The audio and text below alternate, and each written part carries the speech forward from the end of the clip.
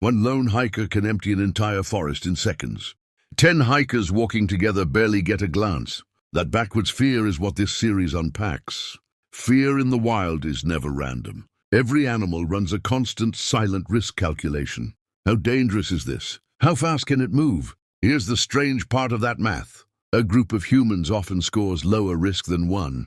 One person alone can trigger instant panic. To understand why, meet the elephants of East Africa. Their herds can identify danger without ever seeing a face. They do it purely through scent. Researcher Karen McComb tested this directly. She placed worn clothing near elephant herds. What happened next surprised everyone. Clothing worn by Maasai men triggered panic. This group has hunted elephants for generations. The elephants reacted before anyone got close. Clothing worn by Kamba men caused no reaction. This group rarely hunts elephants at all. The scent alone told two completely different stories. This proves something bigger than instinct. Elephants weren't afraid of human as a species. They were afraid of one specific learned category. Now apply that same logic to numbers. A lone human moving quietly resembles a hunter. Hunters have always moved alone. A predator never announces itself in a crowd. It isolates. It approaches without sound. That silence is exactly what prey has learned to fear. A group of humans breaks that entire pattern. Groups are loud, chaotic, and unpredictable in motion. That chaos doesn't look like a coordinated hunt. Counterintuitively, noise can signal safety. Silence signals something stalking you on purpose. Prey animals have learned to read this difference precisely. But this isn't just instinct passed at birth. Scientists discovered it's something closer to memory, and that memory can span generations. A study in biology letters tracked this exact pattern. Regions with a history of lone poachers showed stronger fear. Regions without that history showed far less. Same species, same landscape, different history. The only difference was what past generations survived. Fear, it turns out, can be inherited knowledge. So the fear isn't about humans in general. It's about one very specific profile. One person, alone on foot, moving quietly. This changes how we should think about animal fear entirely. It isn't a blanket reaction to our species. It's a precise evolved threat map. But the real question goes deeper than deer or elephants. If animals can build a threat map this precise, what else are they quietly tracking about us? Crows may hold the strangest answer of all. Some researchers believe they recognize individual human faces, not just species. Individual people. A 2011 University of Washington study tested this directly. Researchers wore a specific mask while trapping crows. Years later, the crows still remembered that exact face. Crows didn't just remember. They warned others, unrelated crows who never saw that face themselves. They scolded the mask on sight, taught by their peers. Even more striking, this grudge passed to their chicks, baby crows who were never near that researcher. They still distrusted the same face on sight. Crows are not alone in carrying this kind of memory. Wolves show something remarkably similar in their packs. Territories once hunted by humans are avoided for generations. Wolf packs teach pups which paths are dangerous, not through instinct alone, but through direct example. Older wolves route around old trap sites for decades. Chimpanzees add another layer to this picture. They assess humans based on tools we're carrying. A stick reads differently to them than a camera. Dolphins learn a different kind of danger signature. The specific sound of certain boat engines. Some pods change their entire route to avoid it. Whales carry this memory across entire generations. Populations once hunted still avoid old whaling routes, decades after the ships themselves disappeared. Octopuses complicate this story in a fascinating way. Their individual memory is famously short, yet many still show sharp, immediate caution toward divers. So why do domesticated dogs show none of this fear? Generations of breeding rewired that ancient threat map. Trust replaced suspicion, one litter at a time. Farm cows show a similar pattern, but for a different reason. Generations without predatory human contact lowered their guard. Compare that to a wild deer in the very same field. But here's a genuine paradox in the data. Zoo animals still fear humans after years in captivity. Why hasn't that ancient wiring faded like it did for cows? Meanwhile, city wildlife tells the opposite story entirely. Urban foxes and pigeons show almost no fear at all. Generations in cities quietly rewrote their entire threat map. Scientists actually have a name for this exact behavior. It's called flight initiation distance, or FID. It measures precisely how close danger can get before animals flee. Researchers measure FID by carefully approaching wild animals. They record the exact distance where the animal finally runs. Then they compare that distance across different conditions. Across dozens of studies, the pattern repeats. Solo humans trigger flight from much farther away. Groups can approach significantly closer before animals react. Eye contact plays a hidden role in all of this too.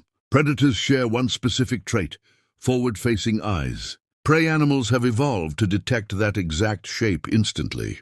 A direct human stare mimics a predator's focused gaze. Silence combined with that stare reads as active hunting. It is one of the oldest warning signs in nature. A group of humans breaks that focused gaze pattern completely. Eyes scatter in every direction, attention constantly shifting. That alone can lower an animal's guard significantly. So the full danger signature combines three signals together: scent, sound pattern, and focused silent movement. A lone human alone can carry all three at once. History has shaped this fear on a massive scale too. Species that face centuries of hunting show it strongest. Persecution rewired fear responses across entire populations. But some species show almost no fear at all. These are called naive fauna, animals with no hunting history. Their reaction to humans reveals something remarkable. The Galapagos Islands are the clearest example on Earth. Animals there evolved with zero predatory human contact. They walk right up to visitors without a hint of fear. This contrast proves something important about fear itself. It isn't hardwired into every species from birth. It's learned, taught, and passed down through experience. And if fear can be learned, it can also be unlearned. Animals in long-protected national parks show this clearly. Over decades, their flight distance slowly shrinks. This gives conservationists a genuinely useful tool. Measuring fear responses can reveal hidden hunting pressure. A frightened population often tells a story words cannot. It also matters for anyone walking alone in the wild. Hikers, photographers, and researchers trigger stronger reactions. Understanding why can make those encounters safer for everyone. Now bring this back to the bigger, stranger picture. Every animal we've covered is running the same core calculation. Alone versus group, silent versus loud, focused versus scattered. Every one of these species reached the same conclusion. A lone human is statistically the more dangerous pattern. That conclusion took thousands of years to build. Which brings us to an uncomfortable personal question. Every solo walk you take through nature matters. You might be quietly triggering an ancient calculation right now. To that animal, you're not simply a stranger passing by. You're a data point inside a threat model, one older than written history itself. We like imagining ourselves as nature's quiet observers, watching wildlife carefully from a respectful distance. But the truth may run in the opposite direction. Animals have been studying us this entire time, tracking our movement patterns, our sounds, our silences, learning precisely when we're dangerous and when we're not. That memory doesn't disappear after one encounter ends. It gets passed forward, refined, and sharpened over time. Every generation adds one more data point to the map. So the next time a deer bolts the second it sees you, understand that fear was never irrational or random. It was built by real consequences, generation after generation. It's the result of an ongoing ancient conversation between our species and nearly every other species alive. A conversation that never really stopped. And somewhere along that long, silent conversation, they learned to read us better than we read them. That thought alone should change how you walk through a forest. Now let's take this idea one step further. Could this threat map instinct explain other strange behaviors too? What about animals that seem to trust certain people instantly? Some researchers believe animals read more than movement. Body language, slow breathing, relaxed posture all matter. A truly calm human can rewrite an animal's entire risk score. This is part of why wildlife researchers train for years, learning to move, breathe, and posture like something harmless. Trust in the wild is a skill, not an accident. Even so, the trust remains fragile and easily broken. One sudden movement can undo years of careful habituation. The ancient threat map never fully disappears, it only quiets. This raises a fascinating evolutionary timing question. How quickly can a species build a threat map like this? The answer is surprisingly, unsettlingly fast. Some island species developed fear within a few generations. The moment humans arrived, carrying weapons for the first time, nature adapts its fear responses far faster than expected. And fear can fade just as quickly under the right conditions. Protected reserves show measurable change within decades. Trust, like fear, is built and rebuilt constantly. This tells us something profound about the animal mind. It isn't fixed. It isn't simple instinct alone. It's a living, updating model, shaped by every encounter, which means every human interaction leaves a mark. Kind encounters build trust across generations to come. Careless or cruel ones build fear that outlives us. That's a heavier responsibility than most people realize.